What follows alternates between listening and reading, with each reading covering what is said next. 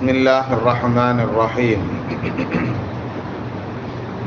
قال نبينا صلى الله عليه وسلم: من بنى لله مسجدا بنى الله له بيتا في الجنة، أو كما قال عليه الصلاة والسلام والتسليم. متفق عليه. அல்லாஹ்வுடைய திருத்தூதர் முஹம்மது நபி ஸல்லல்லாஹு அலைஹி வஸல்லம் அவர்கள் சொன்னார்கள், மம்பனா லில்லாஹி மஸ்ஜிதன், யார் அல்லாஹிற்காக வேண்டி என்று மஸ்ஜிதை கட்டுகிறாரோ, பனல்லாஹு லஹு பைத்தன் ஃபில் ஜன்னா, அவருக்காக வேண்டி சுவனத்தில் ஒரு வீட்டை அல்லாஹ் கட்டுகிறான் என்பதாக நபி ஸல்லல்லாஹு அலைஹி வஸல்லம் அவர்கள் இந்த ஹதீஸில் சொல்லி தர்றாங்க. கண்ணியத்திற்குரியவர்களே, இந்த ஹதீஸை இமாம் புகாரி, இமாம் முஸ்லிம் இருவரும் அறிவிக்கிறார்கள்.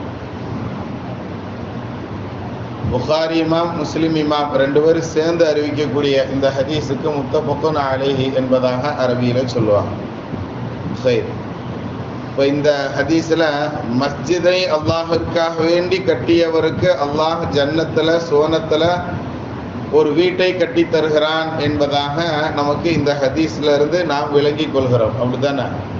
ஆனால் இந்த ஹதீஸினுடைய வாசகத்தை நாம் நன்றாக கவனித்து பார்த்தோம்னு சொன்னால், இந்த உலகத்தில் மஸ்ஜித் அல்லாஹ்க்காக வேண்டி கட்டினவருக்கு அல்லாஹ் ஜன்னத்தில் கட்டி விட்டான் அப்படின்னு நபி ஸல்லல்லாஹு அலைஹி வஸல்லம் இந்த ஹதீஸில் சொல்கிறான். இனிமேல் கட்டி தருவான் அப்படிங்கிறது அல்ல, அல்லாஹ் கட்டி வச்சுட்டா, ரிசர்வ் பண்ணிட்டான்னு அர்த்தம். முடிஞ்சு போயிருச்சுங்கிறத குறிக்கும் வார்த்தையை அல்லாஹ் நபி ஸல்லல்லாஹு அலைஹி வஸல்லம் இந்த ஹதீஸில் பயன்படுத்தி இருக்கிறான். அல்லாஹ் என்ன செஞ்சிட்டான், அந்த மனிதருக்காக வேண்டின்னு சொல்லி ஜன்னத்தில் ஒரு வீட்டை கட்டி முடிச்சிட்டான் அப்படின்னு அந்த ஹதீஸினுடைய தெளிவான வாசகம். கண்ணியத்திற்குரியவர்களை, இப்போ நமக்கு சோனத்தில் ஆகிரத்தில் எந்த விதமான பிரச்சனையும் இல்லாமல் இறைவனுடைய நெருக்கத்தோடு நாம் இருப்பதற்கு உண்டான ஹதீஸுகளை வரிசையாக பார்த்துக்கிட்டு வர்றோம் இல்லையா? அந்த வரிசையில் இந்த ஹதீஸும் நமக்கு என்ன, ஆகிரத்தில் எந்த பிரச்சனையும் இல்லாமல் சோனத்துக்குள்ளே நாம் போகணும்னா இந்த துனியாவில் நாம் அல்லாஹுக்காக வேண்டி ஒரு வீட்டை நாம் கட்டணும் அப்படிங்கிறத நாம் விளங்கி கொள்ள முடியும். கண்ணியத்திற்குரியவர்களை, இப்போ நம்ம பள்ளியில் கூட நம்ம என்ன செய்கிறோம், மேல்தளம் 2வது ஃப்ளோர் நாம் என்ன செஞ்சுக்கிட்டு இருக்கிறோம், கட்டிக்கிட்டு இருக்கிறோம். அந்த மேல் தளத்தினுடைய மேற்கூரை நாம் போட்டுக்கிட்டு இருக்கிறோம் நம்ம பள்ளியில். இப்போ அதற்குண்டான செலவினங்கள்லாம் நமக்கு என்ன செய்யப்பட்டிருக்கு, வெளியே எழுதி போட்டிருக்கிறாங்க. எவ்வளோ செலவினம், மொத்த தொகை எவ்வளவு, என்ன ஏதுங்கிற எல்லா டீட்டெயில்களும் தெளிவாக இருக்குது. நம்ம பள்ளிக்காக வேண்டின்னு சொல்லி நாம் கொடுக்கறது அப்படிங்கிறது இது அல்லாஹ்வுடைய இந்த வீடு. இப்போ இது கூட நம்மளுக்கு என்ன அப்படின்னு சொன்னால், நம்மளுக்கு இறைவனுடைய புறத்துல இருந்து நீ ஒரு வீட்டினுடைய, என்னுடைய வீட்டினுடைய ஒரு சிறு பகுதிக்கு மட்டும் நீ உதவி செஞ்ச, அதனால உனக்கு ஒரு சிறு பகுதி தான் அப்படிங்கிறது அல்ல. இறைவனுடைய கருணை ரொம்ப விசாலமானது.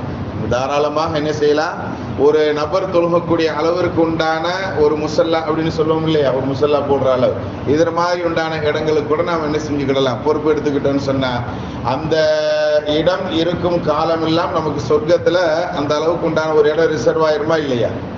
சொல்லுங்க. நபி ஸல்லல்லாஹு அலைஹி வஸல்லம் அவர்கள் ஜன்னத்தை பற்றி சொல்லும்போது ரொம்ப அருமையாக சொல்லி தருவாங்க. ஒரே ஒரு சாட்டை கம்பு, சாட்டை கம்பு எவ்வளோ பெருசு இருக்கும், மிஞ்சி மிஞ்சி போனால் ஒரு முளத்துக்குள்ளே தான் இருக்கும் ஒரு சாட்டை கம்பு, அப்படி தானே? அதில் என்ன செஞ்சுருப்போம், முனியில் நீளமாக கயிறு கட்டியிருப்போம், அப்படி தானே? சிலர் கொஞ்சம் தோலில் கயிறு கட்டியிருப்பாங்க அந்த காலத்தில். அதை வச்சு என்ன செய்கிறது, அந்த வாகனங்களை மிரட்டுறதுக்காக வேண்டிய அல்லது முரண்டு பண்ணும்போது அடிப்பதற்காக வேண்டிய அது பயன்படுத்தப்படும். இது சாட்டை கம்புன்னு சொல்லுவோம். அதிகபட்சமான ஒரு முளம் இருக்கும், சில பேர் ரொம்ப சிறுசாக கூட வச்சுருப்பாங்க, 1/2 முளத்தில் கூட வச்சுருப்பாங்க.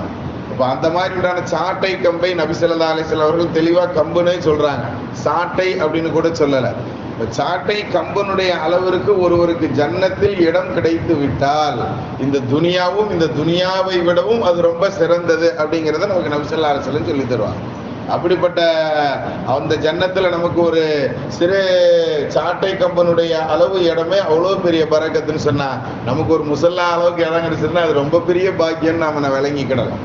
அந்த அளவிற்கு உண்டான பாக்கியங்கள் எல்லாம் நமக்கு இந்த உலகத்திலேயே, அதுலேயும் இந்த துனியாவினுடைய அற்ப காசுகளுக்கே நமக்கு அல்லாஹ் தஆலா ஜன்னத்தில் இது போன்ற ஒரு சிறந்த சூழல்களை தர்றான் அப்படின்னு சொன்னால், அவனுடைய நெருக்கத்தை தருகிறான் அப்படின்னு சொன்னால், சிரமம் இல்லாமல் நம்ம சொர்க்கத்துக்கு போறதுக்குண்டான ஒரு பாக்கியம், ஒரு வழியை நமக்கு தர்றான்னு சொன்னால், அதை ஏன் நம்ம பயன்படுத்துறதுக்கு நாம் முயற்சிப்பதில்லை அப்படிங்கிறதான் கேள்விக்குறியாக இருக்கிறது. கண்ணியத்திற்குரியவர்களை, அல்லாஹ் தஆலா அவனுடைய வீடுகளுக்கு உதவிகள் பல புரிந்து, எந்த விதங்களெல்லாம் உதவிகள் தேவையோ அந்த விதங்களில் எல்லாம் உதவிகளை செய்து அவனுடைய ஜன்னத்தினுடைய வீடுகளை அடைந்து கொள்ளும் பாக்கியவான்களாக அல்லாஹ் நம்மை பொருந்திக் கொள்வானாக.